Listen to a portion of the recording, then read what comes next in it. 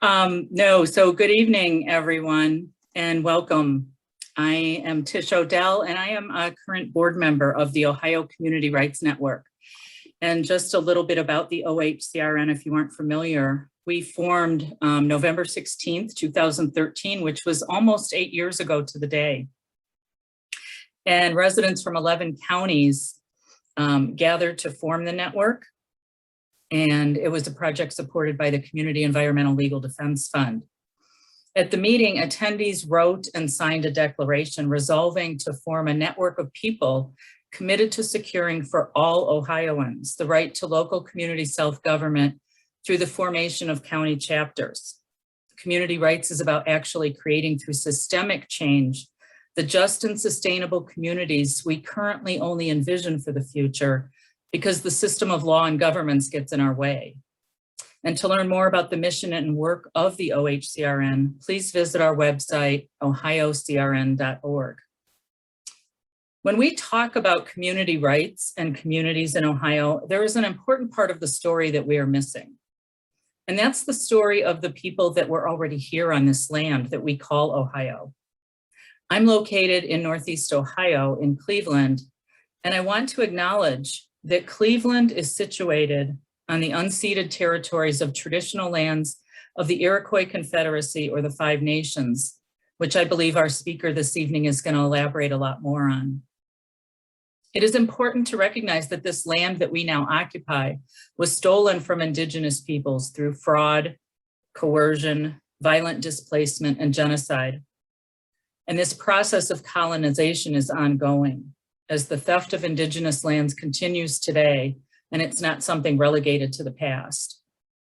Without this recognition, it is impossible to take the first step toward the mindfulness that is required to correct the harmful narratives and end the practices of white supremacy, which erase Indigenous cultures and histories.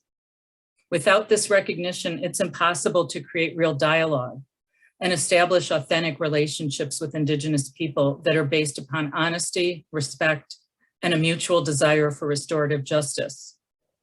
So as we gather here this evening on this Zoom webinar, I ask that you recognize and remember that no matter where you may be in this land called Turtle Island, you are on native land, and that there are Indigenous people who belong to that land, who are integral to the well-being of that place, who recognize that piece of earth as sacred, have a relationship with it, and are inseparable from it.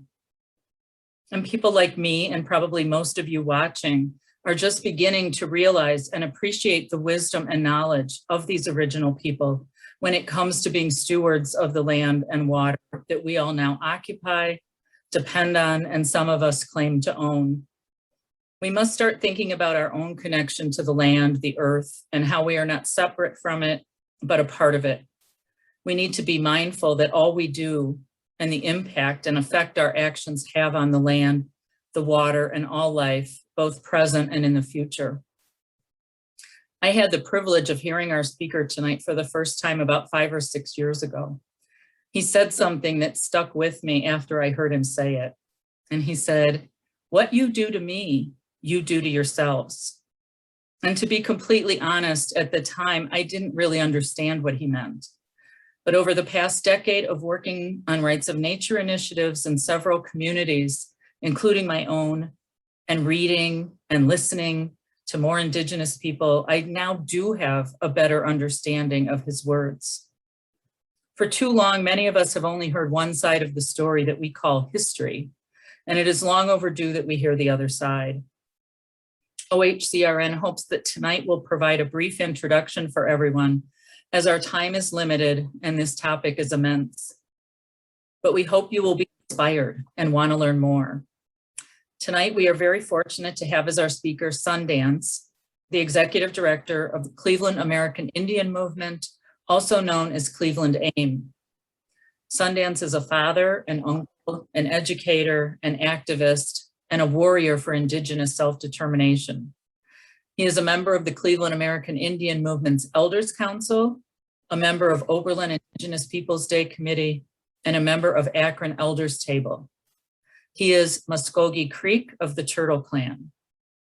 From 2014 to 2020, Sundance was director of People Not Mascots, an organization of Indigenous people aimed at ending Cleveland baseball's use of the Wahoo logo and Indians team name, and which filed a trademark lawsuit against the franchise in 2015. And as many of you may have heard, these efforts have also experienced some success, and the team has been renamed the Cleveland Guardians. However, the work continues, with many secondary schools and colleges around Ohio to educate about Indigenous history and current affairs, Indian head mascots, and Native reference teams. Since May of 2021, Sundance has served as co-chair of the Ohio Institute of Color, an organization dedicated to advancing racial equity, health, and social justice for people of color in Ohio through advocacy, community and coalition building, research, economic opportunity, policy justice, and leadership development. And just so everyone is on the same page how this evening is going to flow, Sundance is going to give his presentation for about 25-30 minutes, and then we will open up the dialogue with questions from all of you. So please type your questions in the chat box, and if we don't get to all of them, we will try to respond to you directly via email or post them with the recording on our YouTube channel. And on that note, it is with great pleasure and honor that I turn this over to Sundance. Hische, estongon chukayadiga. Greetings and good evening. As Tish said, I am Sundance, the director of Cleveland American Indian Movement, and it is my pleasure to be here speaking with you all tonight. I was asked if I would give a brief overview of the history of Northeast Ohio.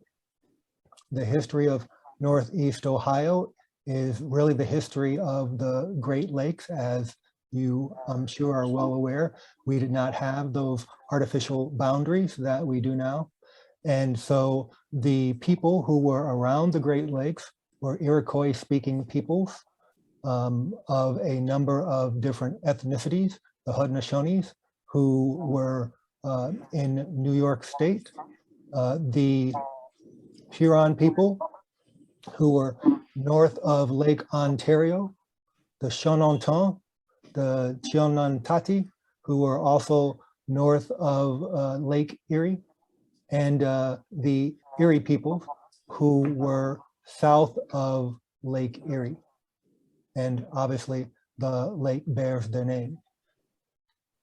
So this area that we are in, Northeast Ohio, was Erie territory.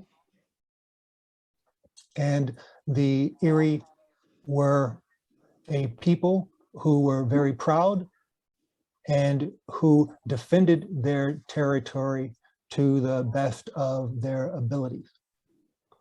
When the French came to North America, unlike the English, their goals were to conduct trade with the indigenous peoples rather than settle in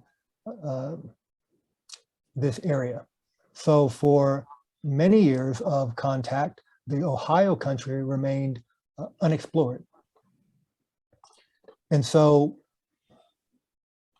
the French, having settled among the Huron, who again lived north of Lakes Ontario and Lake Erie, engaged for a number of years in the trade of beaver pelts. And so within 50 years, the Huron people went from a subsistence lifestyle to getting everything that they needed from trade with the French. The Haudenosaunee, who are called the Iroquois League or the Five Nations, they were engaged with trade with the Dutch. And so there was general animosity between the Huron people and the Haudenosaunee, and that animosity spilled over into what was called the Beaver Wars. And the Beaver Wars occurred in roughly 1638 to 1701. And the Iroquois League, the Haudenosaunee, engaged in a series of engagements, warfare engagements with the other Iroquois speaking peoples around the Great Lakes. And so in 1652, the Erie people resettled the Huron, the Shononton, and the Chonontaty refugees who were displaced by that warfare to the Ohio country. These refugees later became known to the British as Wyandot, which is an Anglicization of the word Wendat, which was the language spoken by both the Huron and the Erie, as well as being their endonym. In 1658, with the help of the French, the Erie Nation was destroyed by the Seneca and Cayuga, who absorbed many Erie and laid claim to the Ohio lands. Those Erie people who resisted domination by the Seneca became known as Mingo and ranged throughout Ohio. In the period following the Great Peace of Montreal in 1701, as pressures grew on indigenous communities in the eastern United States, many different Native peoples came to inhabit Ohio.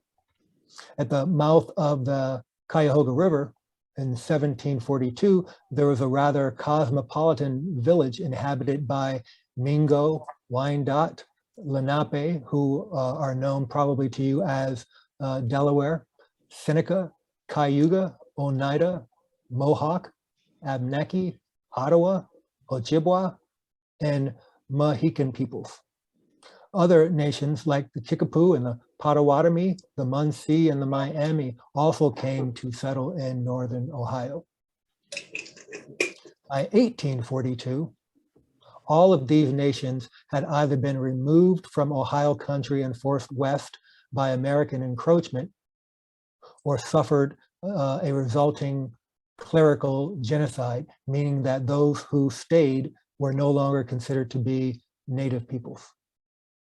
So that is my very, very, very brief introduction to the Native peoples who lived in Ohio. It should be said that that cosmopolitan village at the mouth of Cuyahoga River was not an oddity, unlike what most people have been taught in school.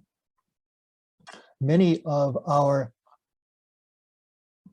so-called tribes were actually confederated nations comprised of a number of differing peoples, some who spoke the same language and some who spoke differing languages. And it was not uncommon for indigenous people to basically be trilingual to some extent. So there was the home life, the home language that was spoken by people in their homes and comprised their indigenous language, if you will.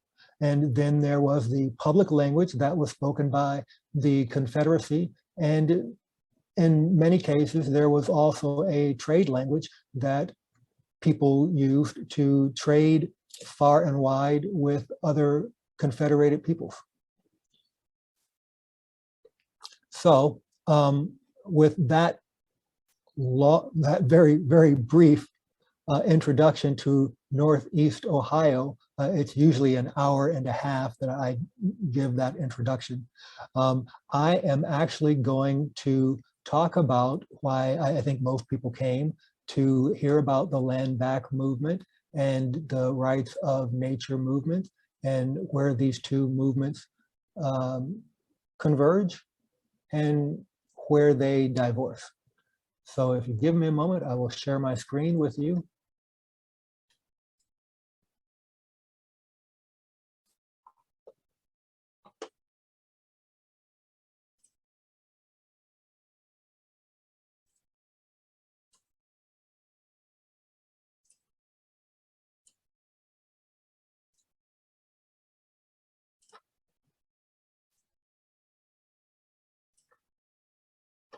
Okay, so Hinsche, greetings.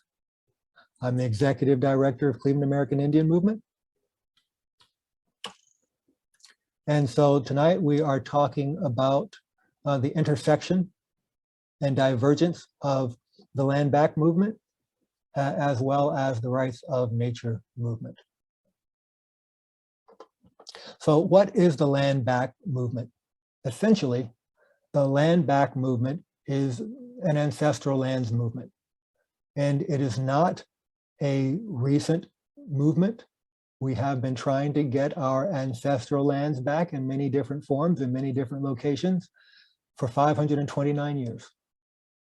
At this point in time, there has been a resurgence of people trying to claim their ancestral lands, and I am happy to talk about this in a little more depth.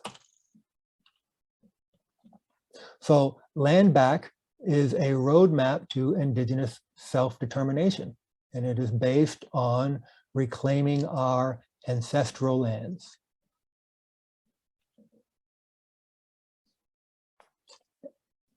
The components of this Indigenous self-determination can really be defined by three traits: the rematriation of ancestral lands, reclamation of our traditional lifeways, which are based on our ancestral lands, and restoration of the natural world, which we need, obviously, to reclaim our traditional lifeways. So in essence, self-determination, Indigenous self-determination, is true sovereignty for those native nations and those people who live in the native nations, as well as self-determination for the rest of us who live amongst our colonizers.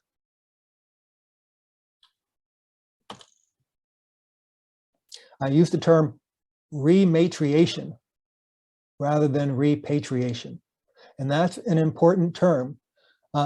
One, it is a term that we are using to highlight the fact that, for the most part, Indigenous peoples on Turtle Island are peoples who define themselves by matrilineal descent, meaning that our mothers, who are the backbones of many of our societies, are the people who define who we are. They are the people to whom we belong, if for lack of a better term, and they are certainly the people to whom we give the utmost respect. And of course, our ultimate mother, which is the mother of all of us, is Mother Earth, and you may know her as Mother Nature.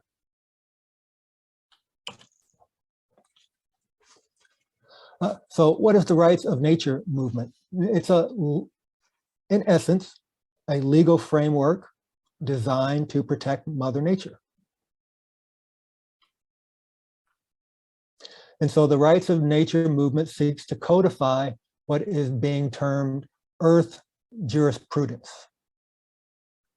And the earth jurisprudence is not only the legal framework, but the philosophy behind the framework of law that will protect the rights of nature.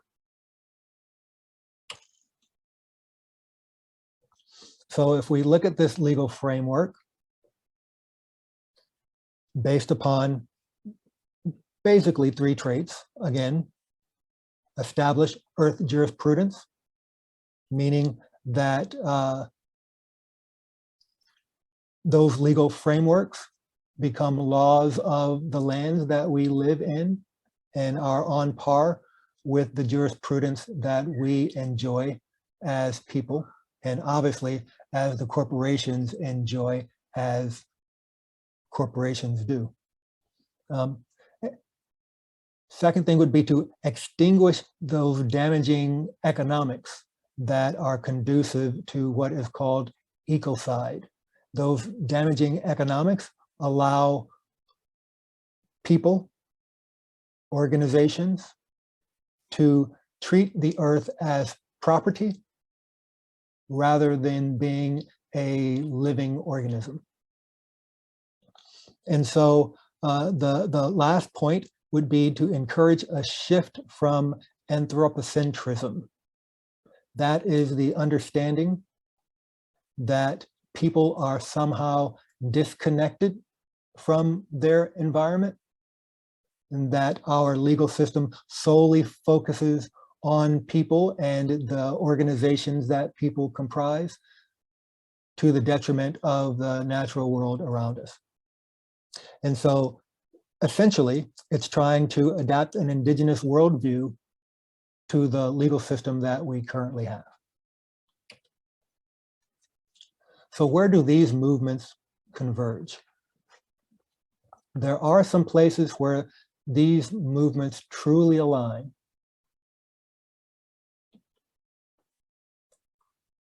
The first place, obviously, is that we consider Mother Nature to be alive. And because Mother Nature is alive, there is responsibility that we have towards Mother Nature, which mirrors the responsibilities that we have towards each other. The second point, as I have already talked about briefly, that people are not separate from the world that we live in.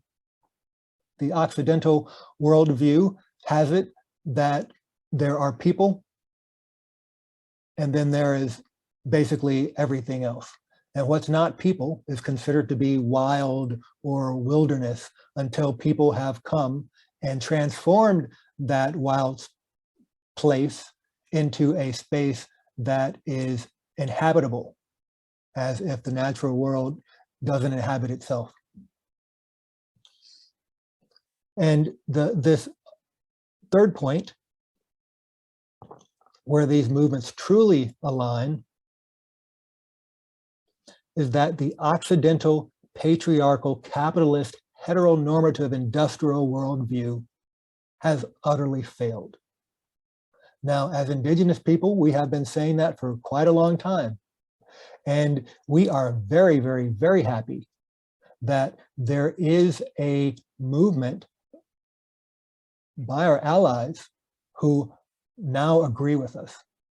So because these movements really align on these very, very key points, there is a lot of leeway for us to work together and define how we can approach the remainder of this century and still have a planet that is inhabitable for not only people, but for the rest of our relations.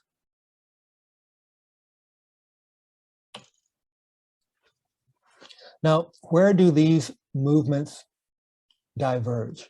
And they do diverge, and I consider the differences to be important differences, but they are mostly differences of perspective. You have to understand that as an Indigenous person, my culture goes back centuries. And so the traditions that I have been taught have been passed down to me from my ancestors from time immemorial. As I said, the differences are not truly disparate, but there are some key terms and key perspectives that we need to be aware of. So with the ancestral lands movement, we usually use the term, when we talk about the natural world, relationship, or more importantly, our relations. This is not so different than the terms that you hear with the rights of nature movement, interconnectedness. But there are some very strong distinctions. Certainly, we are all interconnected. But when we use the term relation, that is a familial term. When we use the term relations, we are talking about those living things that we consider to be our relatives, which is why we use the term Mother Earth or Mother Nature. And it's not simply a title or a formality. It is an understanding that we are intricately related to the earth, and the earth provides for us just like our mothers did. And the animals that inhabit Mother Earth, we consider those to be our relations. When I was a child, I was taught that the animal people, and we call them people, the animal people were the ones who were smart. At one point in prehistory, people could become animal and animals could become people. That's just the way that it was, and it was accepted. And over the course of time, people became dumb. And so we had to look to the animals to teach us how to live in the natural world. I hope you will agree with me that that is a little more complicated of a term than interconnectedness. Certainly, we are all interconnectedness, but people are at the very low rung of the importance of life on this planet. And so the next thing I'd like to talk about is the sacredness of place versus property. Now, undoubtedly, the rights of nature movement is making an assault on property, treating the earth as something that can be claimed. Those resources can be utilized at will with impunity in many cases. The ancestral lands, the lands that we come from, these are our places of creation. And so the idea that we could treat our places of creation as property is rather abhorrent. The idea that private property even exists is something that is certainly not part of many indigenous people's traditional worldview, where our property, when we had property, were those things that we made and shared amongst each other. I don't know if you can call that property if you are sharing it all in common. But certainly we did not have the idea that you could take land and not only keep it for yourself, but prevent others from using it when you weren't around. I mean, that is a very strong idea. So we have this idea that these places that we claim to be ours are not ours because they are property. They are ours because we are theirs. Have you heard the term, the phrase, the earth doesn't belong to us, we belong to the earth? These are our ancestral lands where we are originated from. And the closest thing I can say to you, if you are Christian, if you are Muslim, if you are Jewish, is these are our gardens of Eden. These are where we come from. And so those distinctions have to be made. The last distinction I want to point out is indigenous control versus local control. Local control certainly is important. But if you are not of the land, then controlling that which you are not a part of becomes problematic. In many respects, we have gotten ourselves into this bind, not because of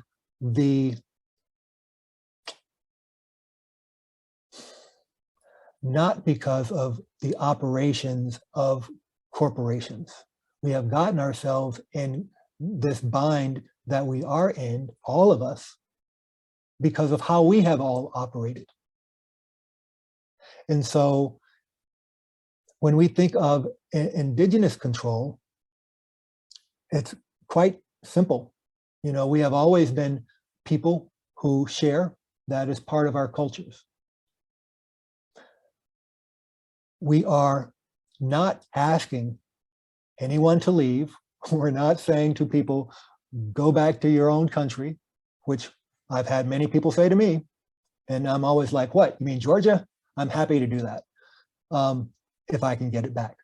In any case, what we are saying is that indigenous people are the best suited to manage the land that we live on, because again, we have a relation with these lands, and we have an understanding about these lands that go beyond, I want to say, go beyond mere science. So again, our movements are not very much divergent, but there are some important perspectives that we need to understand about these two movements, and hopefully we can make the two movements align a little more closely.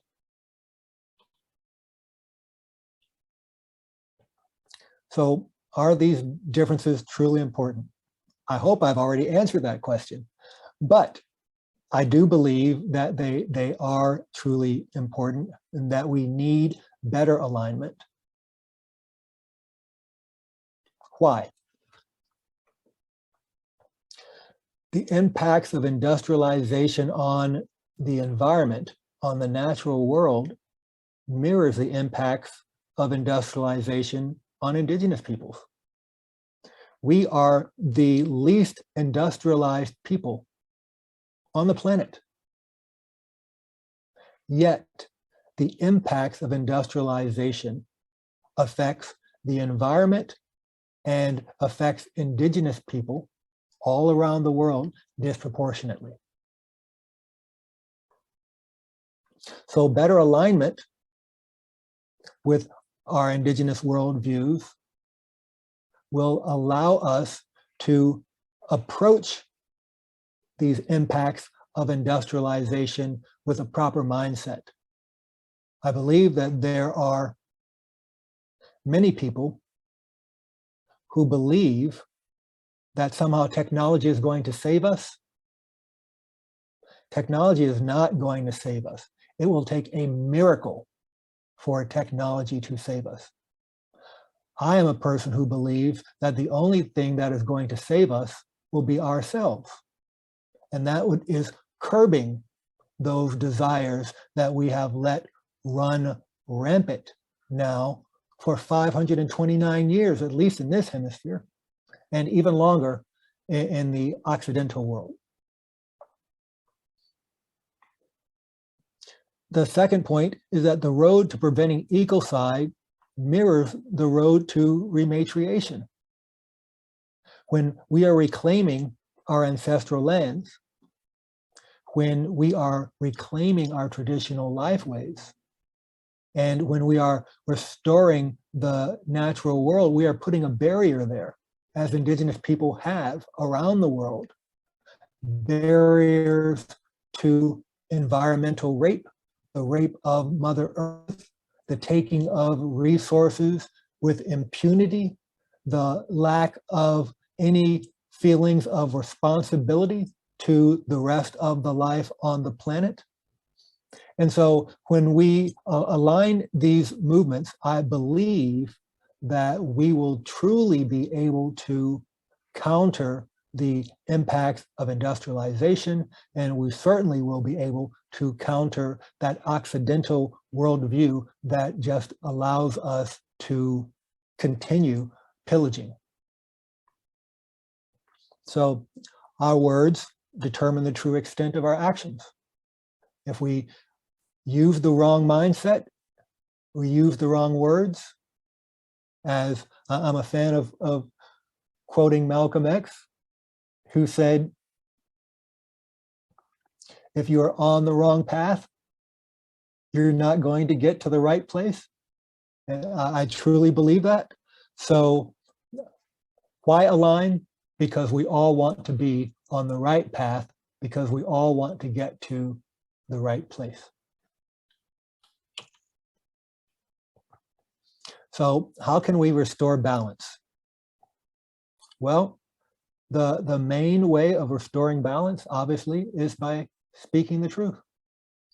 When you invite the truth, you honor the truth. And I hope tonight what we can do is engage in a dialogue that honors the truth. We have to address the imbalance of power. There is a real imbalance of power in the world where Indigenous people, who comprise a very small percentage of the population of the planet, are, again, disproportionately affected by the economic systems, the political systems, and quite frankly, by cultural imperialism. We have to address the anthropocentrism, that which separates us from the natural world and places us on a higher order of life, as if all life is not sacred.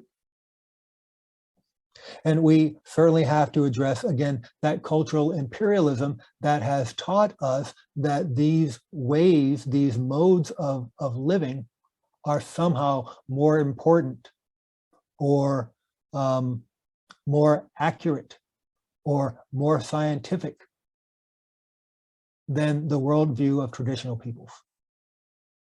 So what are we really saying here? Again, we have to recognize that for so long, Indigenous people have been trying to say, stop, stop, look at what you're doing. And for 529 years, we have been told that we should take a back seat to what is called progress, to what is called development. Now, I don't doubt that it is progress. I just question progress to what end? Where are we progressing? A planet where we have no diversity is a planet that has no life. And that is where we are progressive. And so what we are really saying, again, stop.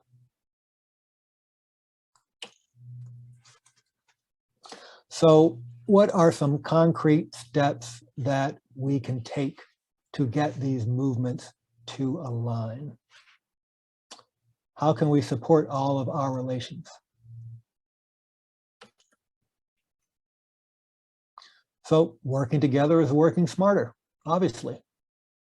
Cooperation is how we have not only built this system that exploits everyone and everything, but is also going to be the mechanism that we use to counter that system. The first thing that we can do is support Indigenous self-determination. That means supporting the land back movements in all its forms, because I do that we are not all the same people. And we're not all the same people in this country, nor are we certainly all the same people around the globe. And how land back movements will express themselves will change depending on the culture. But in any case, we have to support Indigenous self-determination. That means sovereignty for the nations and self-determination for the rest of us who are Indigenous people who don't live in the nations. 75% of card-carrying natives in this country live in urban environments. Those are just the natives who have a certificate of degree of Indian blood that allows them to be enrolled in a native nation. Most of us do not have that privilege. So the percentage of native people who live amongst our colonizers is a very high percentage. But because we do not live in the nations is irrelevant. All the land that we walk on is native land. So that means that all indigenous people, regardless of where we live, have the right to self-determine. And when you support that, because we are 1.5% of the population of this country, when you support our right to self-determination, we all benefit from that. We can start by returning the national parks. We have an idea in this country, and it's a wacky idea. And let me see if I can't discern exactly what is wacky about it. We take the land from indigenous people because it's just lying there. They're not doing anything with it. And so we remove them from that land because you know why? You're not doing what you should be doing. But then we want to take that same land and say, you know what? It has, we need to keep this land as it is for the public good, as if indigenous people were not the public, as if we were not keeping that land for the public good.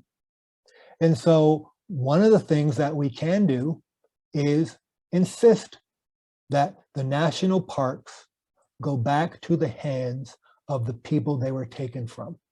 That is the public good for all the reasons that I have mentioned previously.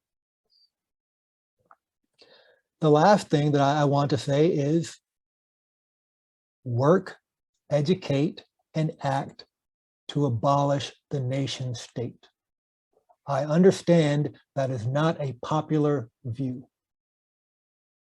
It is the nation state that has created this body of law that has allowed these corporations to do what they are doing.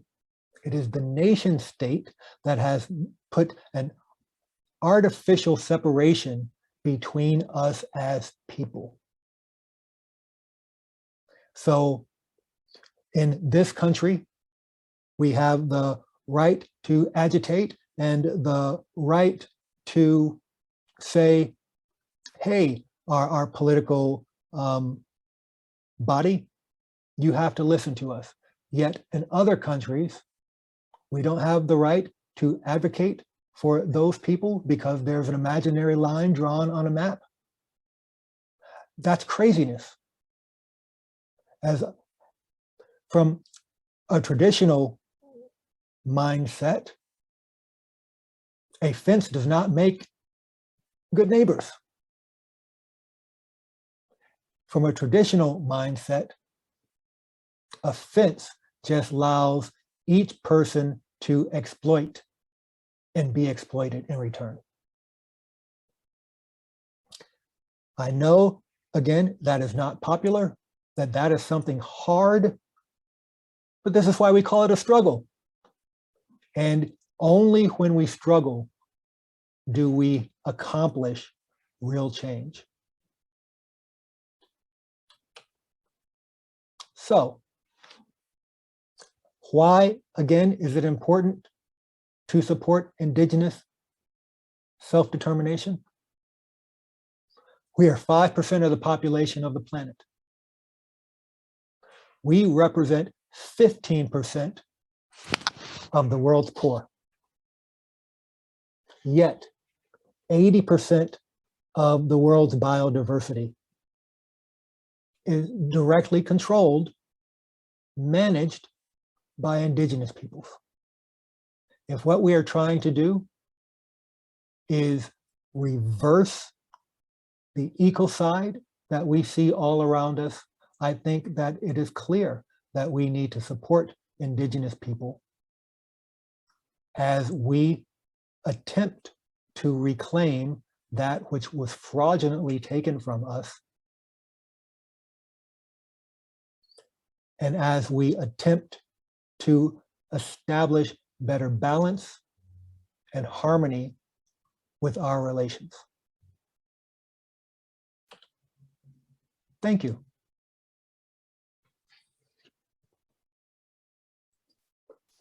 Thank you, Sundance. Now you guys can all see why my conversations with Sundance are so enlightening and very engaging and stimulating conversations. And I'm so happy that you were willing to come this evening and speak to all of us. And there's some really good questions in the chat. I don't know if we're going to get to all of these, but like I said, we will try to answer them all and either post them on our YouTube channel, the OHCRN YouTube channel with that. And this is being recorded so you can listen to some of what Sundance said again and look at his PowerPoint. Let's see. One of the questions, Sundance, this was a quick one. Do you have this history that you gave at the beginning about Native American history in Ohio written down anywhere, and can people access that? Do I have it written down anywhere? Again, I have a PowerPoint presentation that I usually give that's about an hour and a half long. Well, I tell people it's an hour long, but invariably it runs about 90 minutes or so. But do I have that any place that is publicly available? You know, I do not. I may consider making that publicly available. It is certainly a history that is not really told, but there are resources that people can go to, that people can consult, that are written down. A lot of what I know about this area comes from a few different places. Now, of course, I do have the luxury of being able to talk to Indigenous people to get the skinny on things. But a lot of this stuff was, a lot of this history was written by the Jesuits in the Jesuit relations. And I do believe that runs about 40 volumes. And so I hope you can appreciate that I condensed that to pretty much an hour and a half.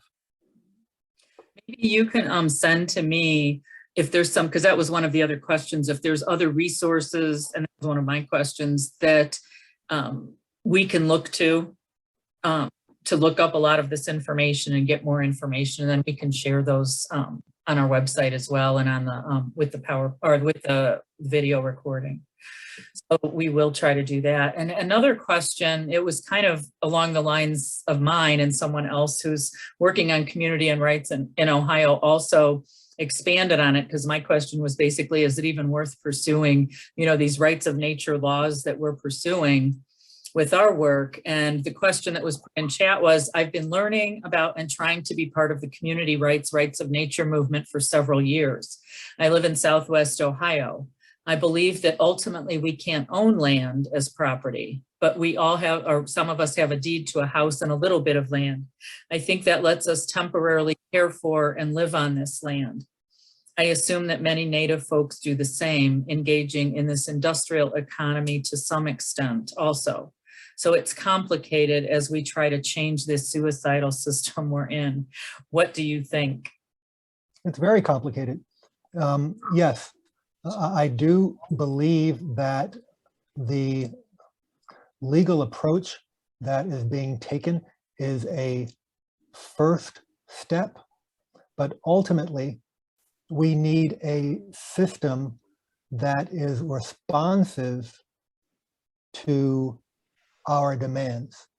I do understand, and many Indigenous people have pointed out to me that the rights of nature movement, for all its good intents, is still anthropocentric, extending to nature rights that people have, rather than, I guess, cultivating a mindset that I talked about earlier, where we are we are the least important bits of life on the planet. But we have to start someplace. And as a system that is trying to transition back to a more traditional mode of living and a more traditional mode of thinking, I think that it is a good first step. It is certainly not the end all and be all. I note that whereas the natural world changes constantly and sometimes rapidly, the law is typically fixed. And so I do believe that in an ideal world, that type of legal framework is not well suited to the work of restoring balance to Mother Nature. However, I do know that, again, it's a step in the right direction. And if we want to get to where we are going, we have to make the steps in the right direction that will ultimately lead us there. Yeah, it's something I struggle with, right, as a community rights organizer and rights of nature. And I look at it, that's kind of, I struggle with. And I look at some of our proposals in the rights of nature laws, because again, we're in this colonizer culture and Western law that does look at nature as property. And when we propose a lot of these, that it's about a cultural shift. It's a mind, opening people's minds to a different way of looking at nature, which none of us have grown up with or taught in this culture. So do you consider it, I guess, having any value in that respect, using it more as an educational tool to get people to start thinking differently? Well, I mean, I do believe that it's valuable. I just don't believe that it is the end goal. Right. The end goal is not the rights of nature, but the end goal is our responsibility towards our relations. Yeah. And how we get from where we are to that end goal is going to be baby steps. Because if we are not, people do what they've been taught. And so if you have not been taught to think in a certain fashion, I believe it's almost impossible for you to wake up one day and say, hey, guess what? I'm now going to think differently. I also know that we live in a culture that is replete with knee-jerk reactions. So, baby steps seem to be the way that we go. But at some point, that baby grows up and those steps become bigger. And we cannot shy away from that, nor should we. Thank you. And this was just really quick, we only have a few minutes, but this is an interesting question. Someone asked, do you propose a confederation of democratically governed communities to replace the nation state, or what? So I am a person who believes in the right to ally yourself with whom you would like, irrespective of where they live, irrespective of borders. I believe that if we are truly talking about rights of nature, nature doesn't end, at that checkpoint. And so we certainly, as Indigenous people, have, for the most part, again, our cultures are not all the same, but for the most part, we have engaged in true democracy, not representational democracy. I do believe things that work are things that are local and things that are smaller, where we all have a say in those attitudes, those environments, those life ways that truly affect us. So I guess my short answer to that question is yes and no. It's interesting because a lot of what you just said aligns so much with community rights, you know, and that's a lot of what we talk about, that, and that's what we've experienced in a lot of our communities, is that we can't have a say on what is happening in our communities or what projects come in, or, you know, that are going to directly impact and affect us and our environment. And, you know, we're waking up to that fact, right? We thought we had these environmental laws in place that were protecting the environment, and all of us, and have realized now, you know, 40 some years later that, oh, they're really not, you know, and we just keep doing what we're doing. It's the elephant in the room. And I think you mentioned it. We can't keep just going on the way we are, changing the energy source, like this whole green energy plan. If we convert all the cars running on gas to electric, somehow that's going to fix the problem. And that's not what we should be talking about. We should be talking about how can we have less cars, not what they run on. So, you know, it's a lot about shifting that conversation. I certainly agree. I certainly agree. I know. I'm sick that, you know, we're at the end of the hour. We will be posting this recording, and there's a ton of questions coming in. So I'm hoping, Sundance, you'll be willing to go over some of these with me, because we're keeping track of all of them, and that we will be able to answer a lot of you, and that we will post these answers because they're really good questions. And maybe even, Sundance, you'll be willing to come back and do another webinar with us, or maybe we'll be able to get together in person soon, and that would be great too. So my pleasure. My pleasure. Thank you so much. And thanks for everybody for being on the webinar, and look for the email that I think we'll send an email to everyone who's on here to let you know that the recording is up. So thanks so much, and good night, everybody. Mudo. What is the word? Mudo. Mudo. Mudo. We don't have a word in our language for goodbye, so we say thank you. Oh, that's beautiful. Thank you.